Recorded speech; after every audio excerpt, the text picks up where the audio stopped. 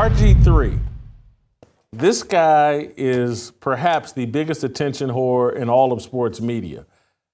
Did you see him calling a college football game? I don't even know how to describe this hat. Have you seen this? Put the picture up of RG3, and that's what he was wearing in the booth. I didn't get an explanation of it. I don't know what the explanation is, but he was wearing this in the booth. There's no bigger "hey, look at me" broadcaster than RG3. And I think about, some of the monos I've done where I talk about clown shows and just how it's the season for clowns. And RG3 has certainly signed up for the circus. Your thoughts on RG3's headgear for a football game? Looking at that picture, for some reason I want to do the Humpty dance.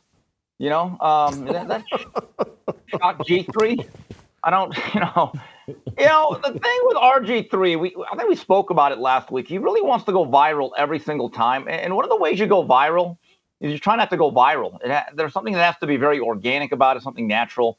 With him, it's very, very forced. Last year, I still recall vividly when Damar Hamlin was going through his episode and they did a hit in Buffalo. I think that's that weekend after that game was called off. And he not only did he wear a Damar Hamlin jersey, he wore it backwards. So the Hamlin and our guy, Coach JB, said it best. Hey, homie, you look like a clown.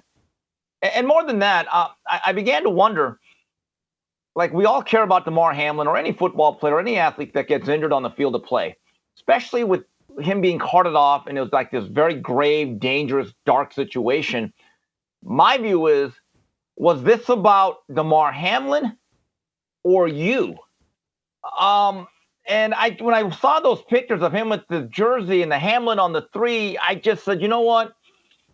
Yeah, there had to be someone at ESPN saying, look, we get it. We see what you're, put on a suit, get a parka, dress appropriately. I wouldn't have even minded if the Bills had, I think they put up special things or think prayers for Damar. I get that. But that right there, I said, you know what? That's you glomming onto this whole situation. That's not about Damar Hamlin. It really isn't. And so, yeah, I do find a lot of that incredibly cringeworthy. So I think ESPN must be encouraging this, because they certainly could put a stop to all the different things RG3 is doing. He seems to be ascending at ESPN. And so it's like, what works and seems to be getting rewarded at ESPN, whether it be Pat McAfee, whether it be RG3, whether it be Stephen A. Smith. It's clownish, buffoonish, make a spectacle of yourself behavior seems to be in vogue. ESPN wants that. It's like ESPN, when John Skipper was there, when previous regimes were there, there was some sort of respect paid towards journalism. Now it's completely off the table, and everything is just about, hey, how can we be a better reality TV show? And even our broadcasters, our analysts, they're part of Desperate Housewives or Desperate Sportscasters of America. This must be being promoted from the top down, or RG3 would have stopped this. Well, if it's not promoted, it's approved. Either way. And by the way, unless you're broadcasting the Ice Bowl, you should not be wearing that hat. I get it. If it's 20 below zero, go ahead. Knock yourself out. But I do have a question. Do you think this puts pressure on other former athletes, specifically who are black, to do the gimmick? Instead of just being that straight-laced, because you know what I like about Louis Riddick? It's just football. I like the fact that Louis Riddick, the way he looks, the way he acts, and he just gives you straight football, and he just analyzes the game, talks about the players. I love that. It's just basic, simple, and it's done well. With Robert Griffin III, I'm kind of thinking, okay, what costume is he going to wear? I just wonder if that is a factor. Am I wrong? Am I completely off base here, Jason, with that thought? Well, they're leaning into Pat McAfee, and a lot of the stuff he does is clownish, is, hey, look at me. It's, let's put on a kilt. And so over the top personalities just seem to be what ESPN is into. Steve, I'll give you an example. Take Tony Kornheiser and Mike Wilbon. ESPN relished the success that Pardon the Interruption had in its first 10, 15 years, but it never promoted that show. It never promoted Tony and Mike the way they have promoted Stephen A. Smith and others. And so it's, look, everything that ESPN does and seems to reward, hey, we got a little Asian woman that we've turned into an NFL analyst. That's, hey, look at me. That's not about sports fans. That's not about the best NFL conversation. That's, hey, look at the Novelty Act. We have an Asian woman, Mina Kimes, and she's our football expert. Jamel Hill, when she was there, and they promoted her as, oh, she's some sort of voice of a public intellectual or whatever. Like, oh, we got a black woman that does this. I don't think this is a condition. I think the one woman that comes on ESPN with the bald head, I think that's a choice. I think she's chosen to shave all her hair off because she wants to look unique and wants to, stand out from the crowd, I think. Now, maybe I'm wrong. Someone correct me. But it just seems to be that's what ESPN, they want over-the-top visuals. Yeah. Where have you gone, Tom Mees? Where have you gone, Bob Lee? Where have you gone, Kerry Ross? Bob Lee, yeah. Dale Gardner. I just, simple and plain used to Linda be Cohn. Linda Cohn. Well, she's still there. God bless her. I mean, she does a great job. But I just remember the glory days of ESPN, and it was so different. And, geez. Yeah, I'm not going to lie to you. I'm getting old. I don't care. I don't really care when people say, yeah, but you're from the old generation. Right. That's not going to change. I'm not going to soften my views on anything because we're born in a different era. But again, with RG3, there has to be someone that says, Robert, you're not the event. The event is the event. Honestly.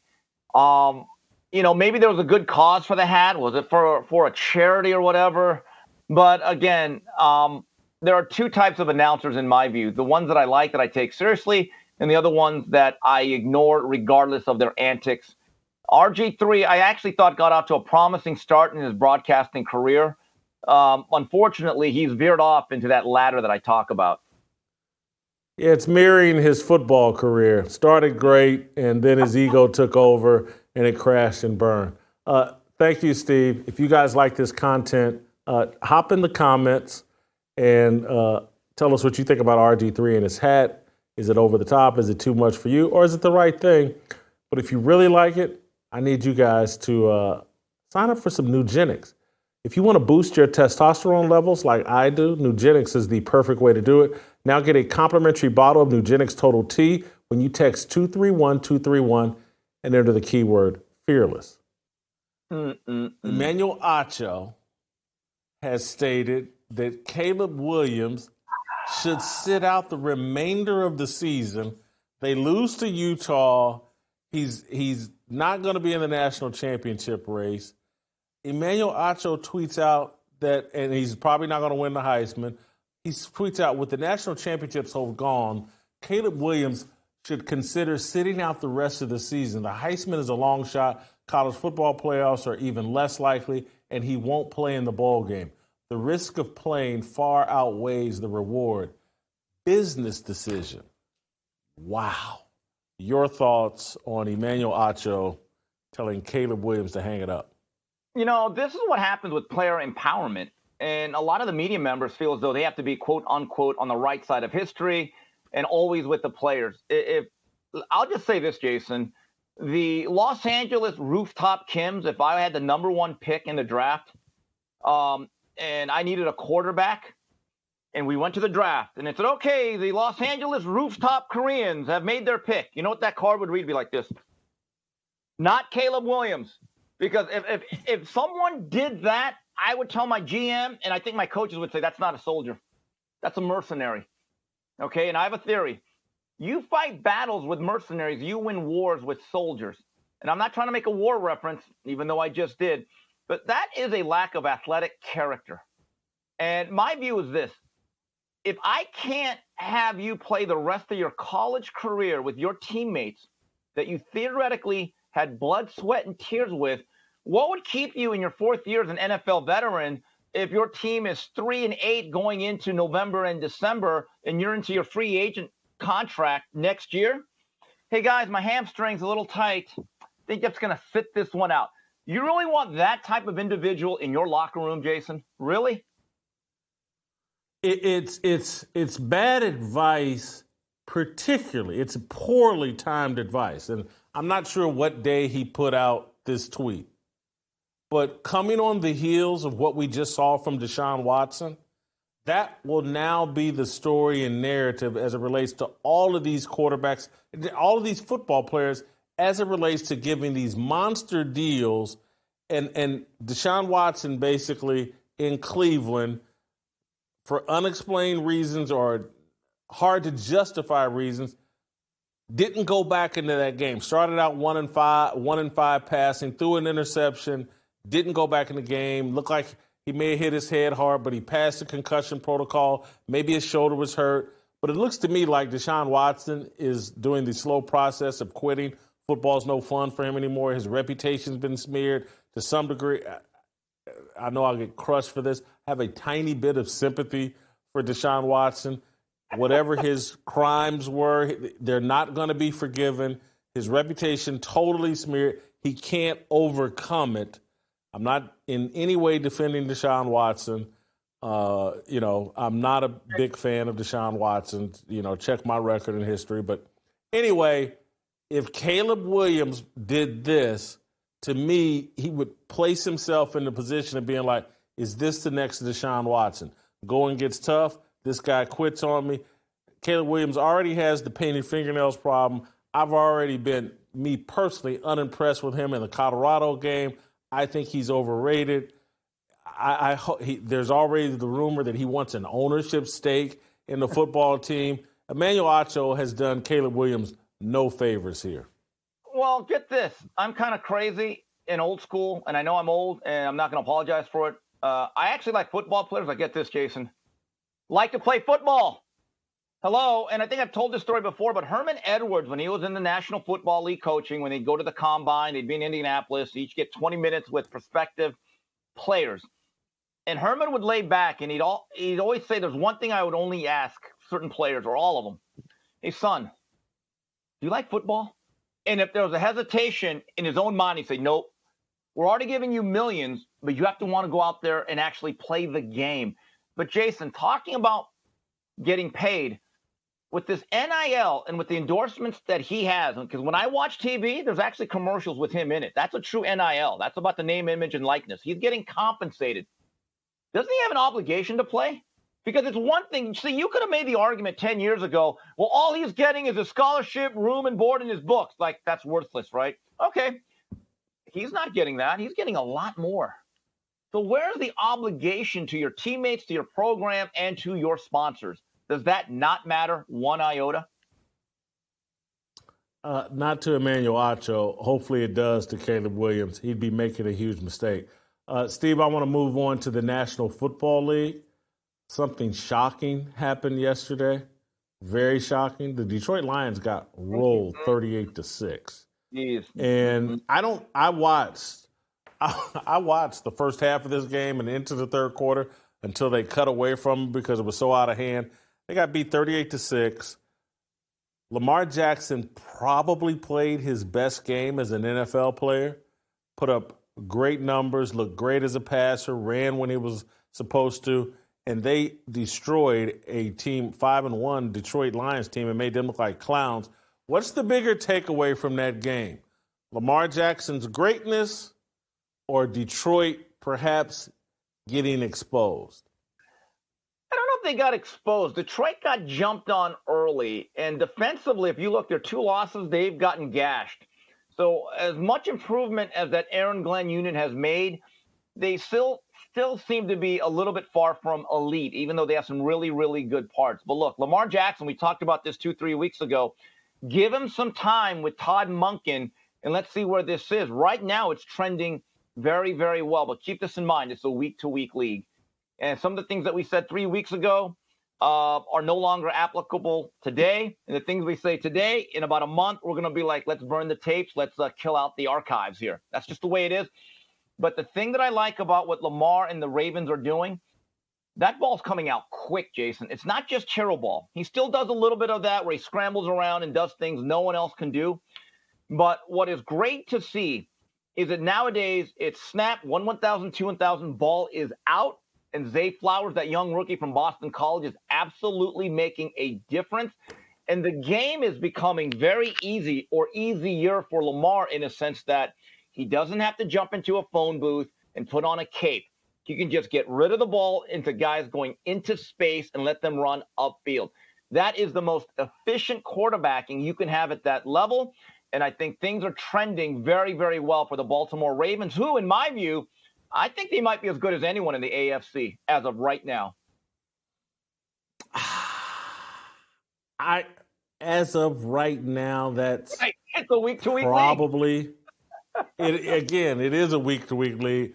What I will say is Zay Flowers and even Odell Beckham Jr. this week look like real playmakers and have helped Lamar improve. And I don't think if Baltimore doesn't have postseason success, I don't think we'll be blaming it on the offense stalling in the postseason. If these wide receivers, if Odell Beckham Jr. remains healthy, I don't think I saw enough yesterday. And look, maybe Detroit just got caught sleeping and it felt too good to him. I don't know. But Lamar looked fantastic. I want to look up his front. 21-27, 357 yards, 3 TDs. I think he had a rushing TD as well. He ran the ball 9 times. Lamar looked fantastic. People will overreact, as they're always prone to do. And it is, I saw LeBron James, tweeting out, like, oh, Lamar's the second coming again. And he's not back yet, to me, to that MVP performance he had 2 or 3 years ago. But the MVP race is wide open. There were several other surprises around the league, so maybe Lamar can get into that. The story of that game is Lamar Jackson. I'm gonna be waiting around till next week before I can make, or a couple 2 or 3 before I make up my mind on the Detroit Lions. If you enjoyed that video, be sure to hit the like button and subscribe so you never miss a moment of Fearless.